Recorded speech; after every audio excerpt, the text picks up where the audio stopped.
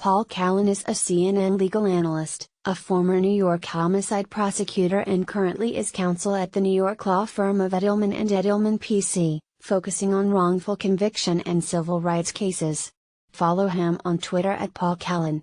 The opinions expressed in this commentary are his own. Unsealing Monday of the first indictments arising from Robert Mueller's investigation provides many valuable hints regarding the future direction of the special counsel's probe. The use of sealed indictments and Mueller's decision to do an 11-year look back into former Trump campaign chairman Paul Manafort's prior business operations will make President Trump's personal lawyers very nervous today. Will the special counsel do a similar look back to 2006 on any aspects of the Trump business empire now that the Manafort indictment has opened the door? As CNN reported Monday, Manafort and former Trump campaign official Rick Gates have turned themselves into Mueller, who unsealed an indictment against them on 12 counts, including conspiracy against the U.S., conspiracy to launder money, being an unregistered agent of a foreign principal, and making false statements. The criminal justice system is presumptively open to public view.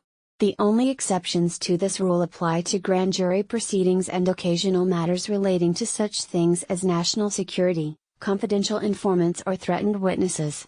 This transparency, required by the U.S. Constitution, is obviously even more important in a free society when a criminal investigation focuses on the sitting president's election campaign and claims of collusion and possible tampering by a hostile foreign power. So why the sealed indictment in a case that cries out for full disclosure?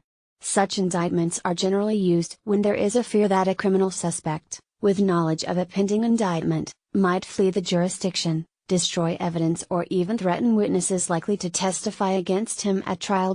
In cases involving organized crime, drug dealers and crimes of violence, sealed indictments are a sensible way to make sure the suspect doesn't escape and that witnesses are not harmed. For instance, the infamous Joaquin El Chapo Guzman, alleged leader of Mexico's Sinaloa drug cartel who is now awaiting trial in a Brooklyn federal jail, was indicted via sealed indictment. In so-called white-collar investigations like the Mueller probe, the sealing and delayed disclosure of the indictment is sometimes done, not out of prosecutorial fear, but as a courtesy to a prospective defendant who has been generally cooperative.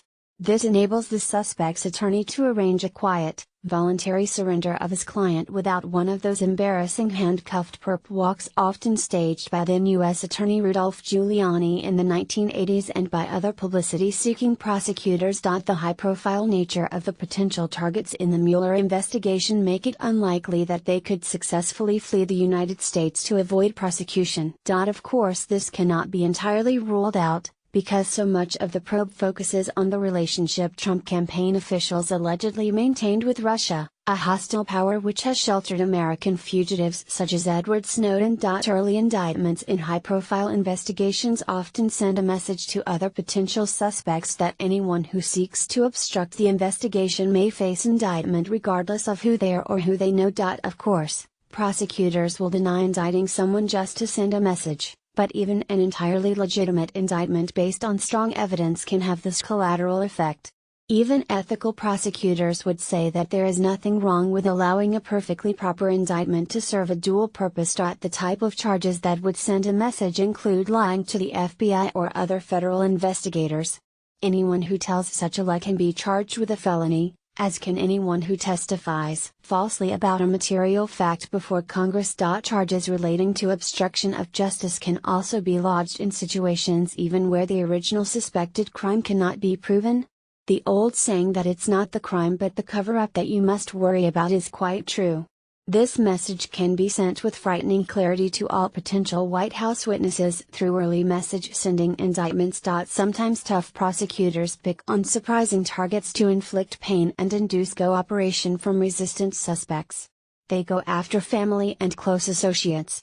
Since Mueller is following the tax and money laundering road, he can really exert pressure with a threat to arrest a wife or other family members who may have been involved in the suspect's business and or signed off on tax returns. The arrest of a wife or child is a strong inducement to get cooperation from a stubborn and resistant target. And yes, such indictments and arrests really do happen in high profile,